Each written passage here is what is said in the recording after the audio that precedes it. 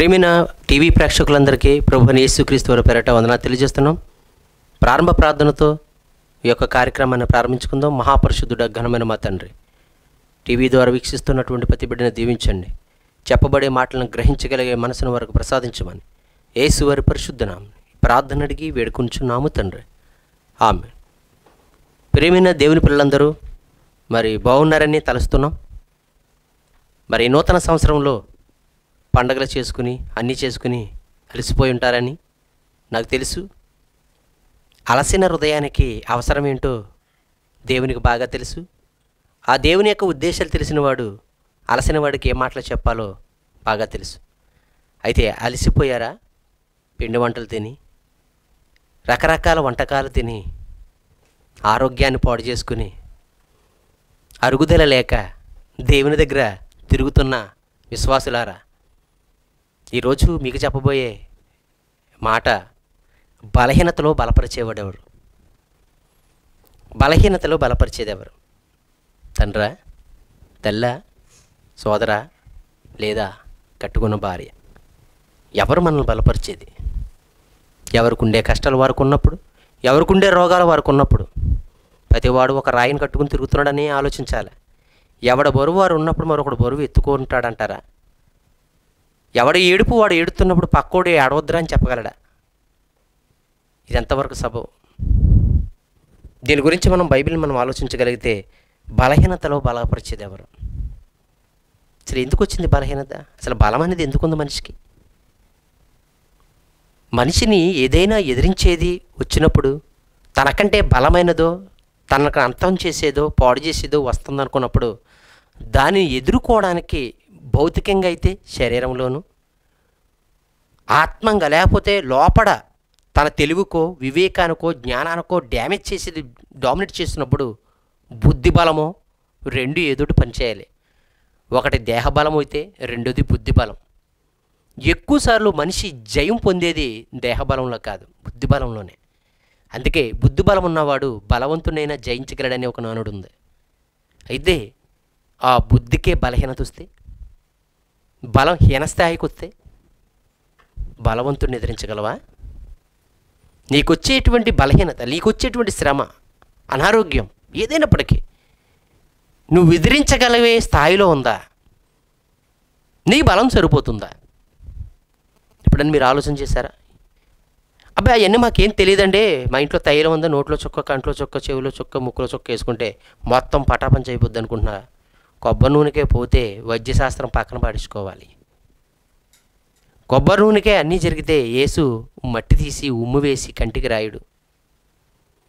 అన్నిటికీ గవర్నమెంట్ హాస్పిటల్లో పారాసెటమాల్ ఇచ్చినట్టు అన్నిటికీ కొబ్బరి నూనె. ఎవరు నేర్పారండి ఈ సంస్కృతి? కొన్ని సంఘాల వారు కొబ్బరి నూనె అమ్ముకోవడానికి సపరేటు బోధకులు అయిపోయారు, కొబ్బరి నూనె బోధకులు. దాని బదులు ఇంకో నూనె వాడితే మరి మనిషికి ఈ స్థితులు మానవ జాతిని, దేవుణ్ణి చిన్న చూపు చూపించేలా కనబడుతున్నాయి. బలహీనత ఉంది. బలహీనత ఉన్నప్పుడు డాక్టర్ గారు బలానికి వచ్చేటువంటి ట్యాబ్లెట్లు రాస్తాడు, బలాన్ని చేకూర్చే సిరప్లు, టానిక్లు రాస్తాడు. ఇది వైద్యశాస్త్రంలో తెలిసిందే. అయితే దైవికంగా మానవుడి యొక్క విశ్వాసాలను దెబ్బతీస్తూ, మానవుడి యొక్క ఆధ్యాత్మికమైనటువంటి చింతనను దెబ్బతీస్తూ, మానవుడి యొక్క చక్కనటువంటి ఫలించేటువంటి గుణాన్ని దెబ్బతీసేటువంటి ఆకు తొలిచే పురుగులుగాను, పసర పురుగుగాను, కాండం తొలిచే పురుగుగాను ఏదో ఒకటి మనలో చూస్తున్నప్పుడు అంత పెద్ద చెట్టు కూడా కూలబడిపోవడానికి ప్రధానమైన కారణం. మీరు కొన్ని చూసారు లేదో, చెట్టు ఎంత బాగానే ఉంటుంది, చెట్టు తొర్ర ఉంటుంది. అంటే చెట్టు బలంగా ఉన్నప్పుడు చెట్టు ఎంత పెద్దగా వ్యాపించినప్పటికీ తుఫానుకైనా దేనికైనా తట్టుకోగలదు. అదే ఈ కాండం ఏదైతే ఉందో అదే మరి బలహీనపరబడితే అంత భారీ వృక్షం కూడా నేల కొరిగిపోతుంది. అయితే ఆధ్యాత్మిక చింతనలో ఉన్నటువంటి ఓ భక్తుడా, నిన్ను బలహీనపరిచేదాన్ని జయించగలిగే బలం నీ దగ్గర ఉందా? అందుకే బలహీనతలో ఎవరు బలపరుస్తారు? అపోస్తలుడైన పౌలు కొరింథీయులకు రాసిన 2వ పత్రిక 12వ అధ్యాయం 9-10 వచనాల్లో పౌలు గారికి కూడా అలాంటి బలహీనత ఒకటి ఉంది. అది నన్ను ఏదో ఒకటే నన్ను బలహీనపరుస్తుంది. నేను పోరాడుతున్నాను, అయినా అప్పుడప్పుడు నేను ఓడిపోవలసిన పరిస్థితి ఏర్పడుతుంది. ఏదో చేయాలని అనుకుంటున్నాను, కానీ ఎక్కడో కొంత నేను నీరసించవలసిన పరిస్థితి ఏర్పడుతుంది. చెయ్యాలనుకున్న ఆ యొక్క గోలును సంపూర్ణంగా నేను అందుకోలేకపోతున్నానేమో అనేటువంటి ఒక బెంగ నాలో ఉండిపోయింది.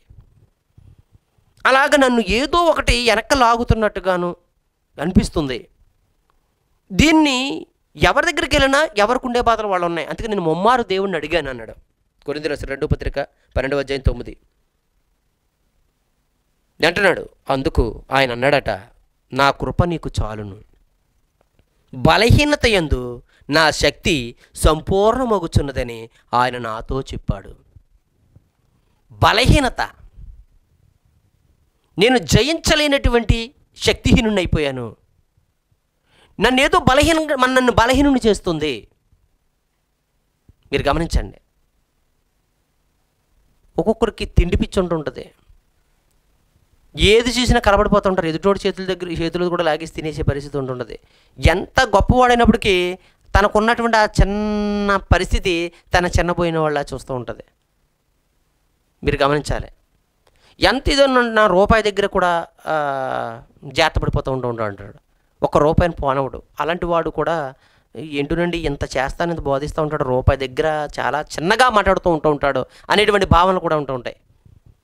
ఏదో ఒకటి, లేకపోతే అనారోగ్యం, ఏదో చేసేద్దామనుకుని లేవటం, చేయలేకపోవటం, నిద్రైనా మానుకుని బైబిల్ చదివేద్దాం అనుకోవడం, కానీ ఒక అధ్యాయం చదివేటప్పటికీ విపరీతమైన ఆవులింతలతో బైబిల్ మీద నిద్రపోవడం, ఏదో రకంగా గుళ్ళో ఈరోజు వాక్యం విందామని అనుకోవడం, గోడకు చేరబడి నిద్రవడం.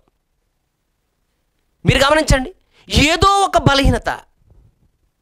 అయితే ఆ బలహీనతను బట్టి పౌలు గారికి ఉన్నటువంటి బలహీనత అలాంటి వాటిల్లో ఉన్నప్పుడు పౌలు గారు ప్రార్థన చేసి, ప్రభువా నేను ఇంత పరిచర్య చేస్తున్నాను, ఇంకా అనేక మంది ఆత్మలను రక్షించాలనుకుంటున్నాను, అనేక మందిని నీ తట్టు తిప్పాలనుకుంటున్నాను, కానీ ఒక్క బలహీనత నన్ను వెనకలాగుతుంది. దానిలోంచి నాకు చేయాలంటే ఏం కంగారు పడకు, అంతా నువ్వే చేసేసి చెందెత్తే నేనంటూ నీ జీవితంలో కొనుమరుగైపోతాను. మానవుడు ఏ జీవితంలో అయినా తన మార్క్ అనేది కనిపించకపోతే మనిషి అతిశయపడిపోయి దేవుణ్ణి తొక్కేస్తాడు, కనపడకుండా చేసేస్తాడు. ఇది మానవుడి నైజం. ఇప్పటికే 4 మాటలు నేర్చుకుని నాతో గొప్పోళ్ళు లేరని దేవుడిని కొనుమరుగు చేసేసి బోధకులు ఉన్నారు. ఈనోడు చెప్పేది దేవుని మాటలే, కానీ ఎక్కువగా కనపడేది వారే. అయితే అలాంటిది కుదరదని చెప్పంటూ అంటున్నాడు, నా కృప నీకు చాలును, బలహీనత యందు నా శక్తి పరిపూర్ణమగుచున్నదని ఆయన నాతో చెప్పాడు. నీకు బలహీనత ఉంది కదా, మనిషికి బలహీనత ఉంది కనుకనే హార్లిక్స్ అనేది ఒకటి వచ్చింది. అసలు బలహీనత అనేది లేకపోతే హార్లిక్స్ ప్రోడక్టే ఉండదు. అందుకే మంచి శక్తి. ఎండలో ఆడుతున్న పిల్లలు సూర్యుని యొక్క వేడికి ఉన్నటువంటి సారం అంతా పోయి నీరసపడిపోతున్నప్పుడు గ్లూకోన్ డి తాగండి అని ఎత్తుంటాడు. సూర్యుడు స్ట్రాయిస్ తాగేస్తాడంటే పిల్లడిని తలలో వేసి నీరు. అలాంటి పిల్లవాడికి మళ్ళీ స్ట్రెయిన్ రవల్చి ఈ బలహీనుడుగా మారిపోతున్నటువంటి పిల్లవాడు, ఆడుకోలేని స్థితికి వెళ్ళిపోతున్న పిల్లవాడు మళ్ళీ శక్తి పుంజుకుని ఆట ఆడాలంటే గ్లూకోన్ డి తాగండి అని. అది ఈ పిల్లోడికి బలం తగ్గిపోయే పరిస్థితే లేకపోతే గ్లూకోన్ డి అనేటువంటి ప్రోడక్టే లేదు. అలా అనుకుంటే భూమి మీద శక్తినిచ్చేటువంటి చాలా పళ్ళు కానీ కూరగాయలు కానీ లేకపోతే ఆహార పదార్థాల్లో చాలా మనిషికి ఉండవు. మీరు ఆలోచించండి ప్రియమైన వాళ్ళారా. అయితే నేను ఎందుకున్నానో తెలుసా, భక్తి జీవితంలో బలహీనుడిగా మారిపోతున్న వాడికి బలం ఇచ్చేవాడిని నేనే శక్తినిస్తాను. ఆడుకునేవాడికి గ్లూకోన్ డి, చదవలేనివాడికి హార్లిక్స్, బోర్నమేట లేకపోతే ఏదో. అయితే సరిగ్గా పాటలు పాడలేనోడు, బైబిల్ చదవలేడు, వాక్యం చెప్పలేనోడు, సరిగ్గా ఎదుటివాడికి సాయం చేయలేడు, ఇలాంటివి కూడా బలహీనతలే. ఇలాంటి వాడికి బలం ఇచ్చేవాడు నేను. కాగా క్రీస్తు శక్తి నా మీద నిలిచి ఉండు నిమిత్తము విశేషముగా నా బలహీనతలేందే బహు సంతోషముగా అతిశయపడుతున్నాను, సువార్త ప్రకటిస్తున్నాను. అయితే యేసుని హార్లిక్స్ తాగుతున్నాను నేను. యేసు చెప్పేటువంటి మాటలని గ్లూకోన్ డి తీసుకుంటున్నాను నేను. ఏమండి, యావయ్యా ఇంత బాగా ఎంతకాలం ఆడుతున్నామని సచిన్ అడిగితే Boost and secret and my energy అంటున్నాడు. నా ఎనర్జీకి ప్రధానమైన కారణం ఏంటంటే బూస్ట్ అట. వాస్తవానికి అతను ఆట ఆడినప్పుడు ఎప్పుడు కూడా దాగున్నాడు. అయినప్పటికీ ఆ బూస్ట్ అనేది ఎందుకు తయారు చేయబడి ఉంటే ఎనర్జీ, శక్తినివ్వడానికని. అయితే క్రీస్తుని వాడిని ఎందుకు దేవుడా నాకు ఈ లోకాన్ని పంపంటే, ఈ లోకంలో ఉన్న అపవాది అనేటువంటి లోకాధికారిని జయించడానికి ఒక బూస్ట్ అవసరం, ఒక శక్తివంతమైనటువంటి పదార్థం అవసరం. ఆ పదార్థం ఎవరో కాదు, యేసు అనేటువంటి వాక్యం. అందుకే నేను బలహీనతలో ఎందుకు ఆనందపడుతున్నానంటే, నాకు బలహీనత వచ్చినప్పుడల్లా నేను నాలో ఉన్నటువంటి శక్తిని పుంజుకోవడానికి నేను సపోర్ట్ చేసుకుంటాను. అందుకే చేయబడతాను. నేను ఎప్పుడు బలహీనుడో అప్పుడే బలవంతుడిని. ఎందుకంటే నేను బలహీనుడు అయినప్పుడల్లా యేసు నాలో కొంచెం బలపడుతున్నప్పుడు నాలో మరొక ఆయన శక్తివంతంగా పనిచేస్తాడు అనేటువంటి ఒక విషయం కనబడుతుంది. క్రీస్తు నిమిత్తం నాకు కలిగిన బలహీనతల్లోను, నిందలలోను, ఇబ్బందుల్లోను, హింసలలోను, ఉపద్రవంలోను నేను సంతోషించున్నాను. ఎన్ని గేమ్లు ఆడుతున్నాడో చూసారండి. చర్చికి వెళ్ళి వస్తామే పెద్ద గేమ్ అనుకుని అలసిపోతున్నారు. ఇంటికి వచ్చి వెళ్ళొచ్చిందానికి అక్కడ చేసేది ఏమీ ఉండదు.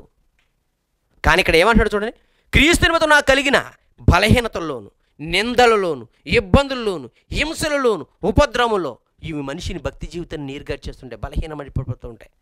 ఎవరైనా అదేంటి వాక్యం అలా చెప్పారు, అలా చెప్పకూడదని ఎవరైనా అంటే కొందరు నీరుగారిపోతుంటారు. మీకంటే ఎవరు బాగా చెప్పరండి అని అన్నారంటే మాత్రం మనుషుల్లో ఉండరు. కానీ అలాంటి బలహీనత, అలాంటి నిందలు వేసినప్పుడు, హింసించినప్పుడు, బాధ పెట్టినప్పుడు కూడా ఈయన ఇంకెంత బాగా సంతోషిస్తున్నాడంటే ప్రధానమైన కారణం బలపరిచేవాడు. అందుకే నిన్ను బలపరచువని ఎందే అతిశయపడతాను నేను. నాదేమీ లేదు, శ్రమపడిది ఆయన కృపే. మీరు గమనించండి, ఈ లోక శ్రమలు అలసిపోతున్నారా? భర్త ఏదో అన్నాడని అలసిపోతున్నావా? కొడుకులు బాగాలేరని, కుటుంబం బాగాలేదని, ఆర్థిక పరిస్థితులు ఉన్నామని, అనారోగ్యంతో ఉన్నామని, ఇవన్నీ కూడా ఒక బాధలేనా? వీటికి అలసిపోతున్నామేమో. అయితే ఆయన అంటున్నాడు చూడండి, మానవుడికి వచ్చినటువంటి బలహీనత శరీరానికి కాదండి, బుద్ధి బలం తగ్గిపోయింది, బుద్ధిహీనత వచ్చేసింది. మానవుడు భక్తి జీవితంలో తను ఎదిరించవలసిన ప్రతి దాన్ని దేనితో ఎదిరించాలంటే బుద్ధి బలంతో.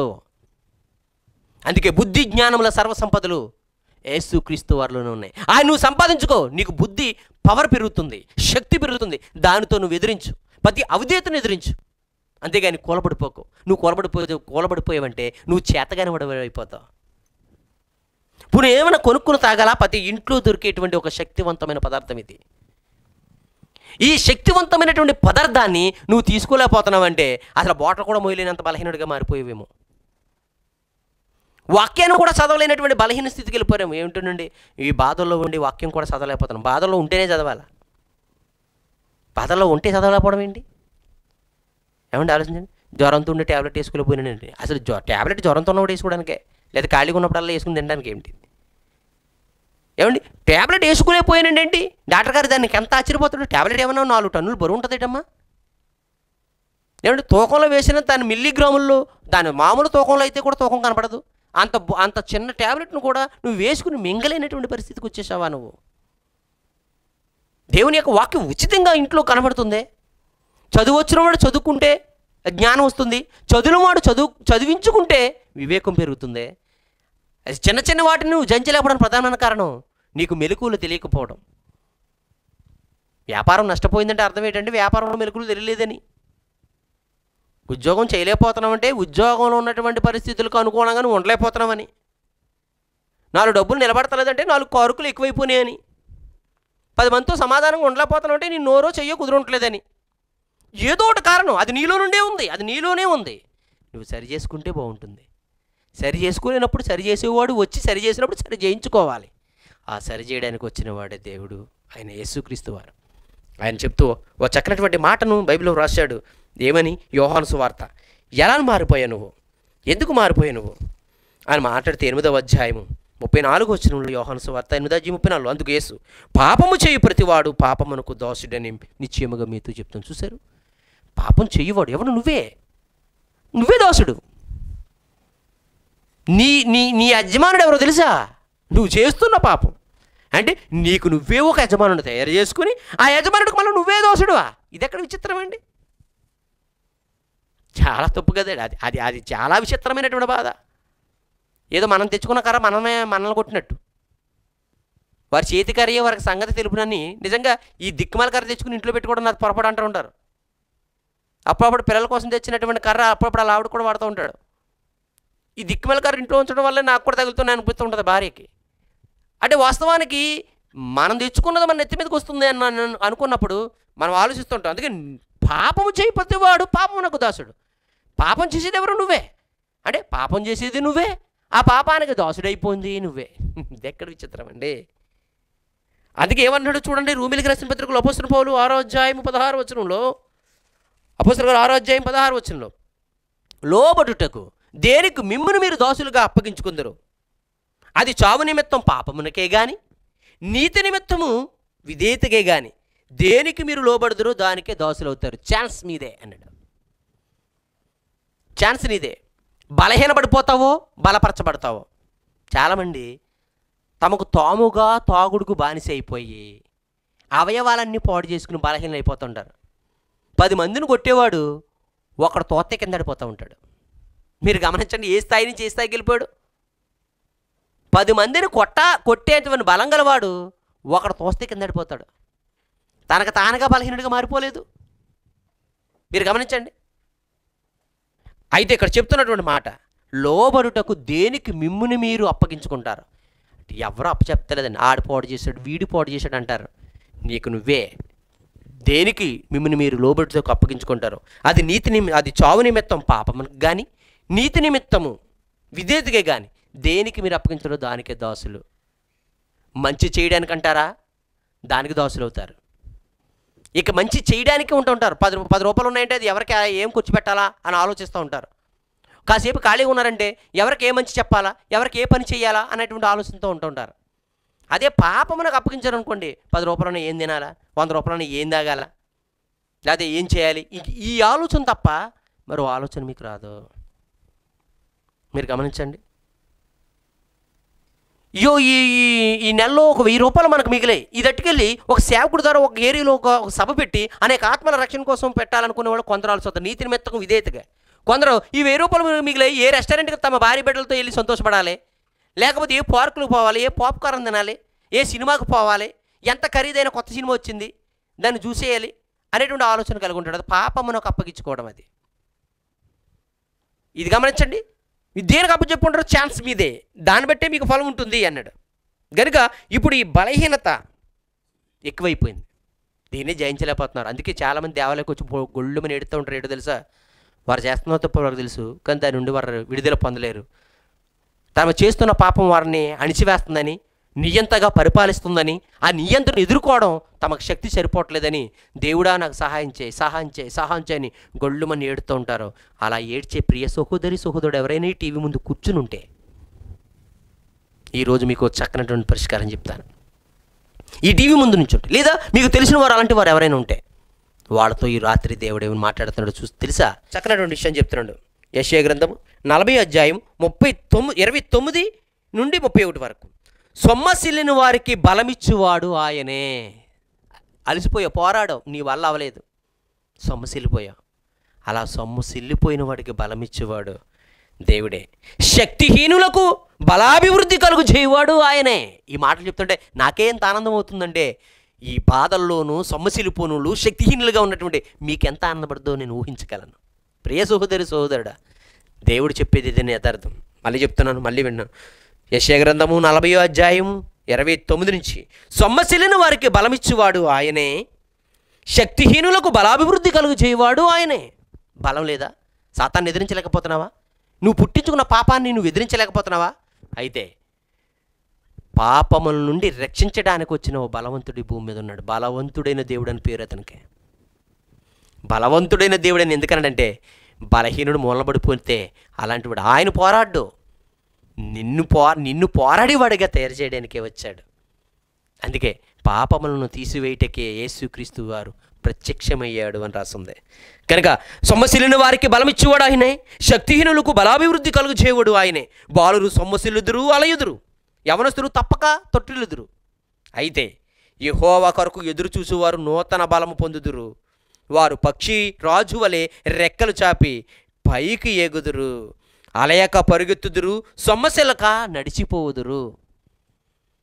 అందరికీ అందులో ఉన్న శక్తి తెలియదు. చాలామంది హోమియోపతులు చిన్న గుళికలు లాంటి ట్యాబ్లెట్ అయితే ఏం తగ్గుతాయి అనుకుంటారు. మనకు పెద్ద ట్యాబ్లెట్ వేసుకోవడం అలవాటు. చిన్ని గోళీల్లాగా గోళాకారంగా ఉన్నటువంటి చిన్ని వేసుకోవడం ఏం తగ్గుతాయి అని మీరు అనుకోవచ్చు. అతను 6 ఎన్నో లెక్కెట్టి చిన్న వైట్ పేపర్లు చుట్టి చిన్న పొట్లం ఎత్తాడు. మనకు పెద్ద పొట్ల సంగతి తెలుసు, కానీ చిన్న పొట్లం సంగతి తెలియదు. ఈ చిన్న తీసుకుని ఏం తగ్గుతుందిలే అని అనుకుంటాం. ఏమండి? కానీ అక్కడ చెప్తున్నటువంటి విషయం ఆలోచిస్తుంటే దేవుని గురించి కూడా అంతే. దేవుడు సూక్ష్మంలోనే ఇస్తాడు మోక్షం. మనం పెద్ద పెద్ద ఐటమ్స్ చూసి వచ్చామేమో, చిన్న వాటి దగ్గరికి వచ్చేటప్పటికి మనిషికి సరైనటువంటి బోధ లేకపోవడం వల్ల, సరిగ్గా వివరించేవాడు లేకపోవడం వల్ల, వివరించేవాళ్ళు ఉన్నా వినే శక్తి మీకు లేదు. కనుక ఇక్కడ చెప్తున్నటువంటి విషయాన్ని మనం జాగ్రత్తగా ఆలోచిస్తే ఆయన శక్తికి కనుక ఆ దేవుణ్ణి బట్టి ఎవరైనా ఏదైనా చేయగలరు. అదే పౌలు అంటున్నాడు, నేనేం చేయగలను? నేను ఏదైనా ఈరోజు చేస్తున్నానంటే నన్ను బలపరిచి స్థితిలో నిలబెట్టి నాతో ఆయన చేయించుకుంటున్నాడంతే. ఫిలిప్పీయులకు రాసిన పత్రిక 4వ అధ్యాయం 13వ వచనం, 4వ అధ్యాయం 13వ వచనం అంటున్నాడు ఆయన, నన్ను బలపరచువాని అందే నేను సమస్తమును చేయగలను.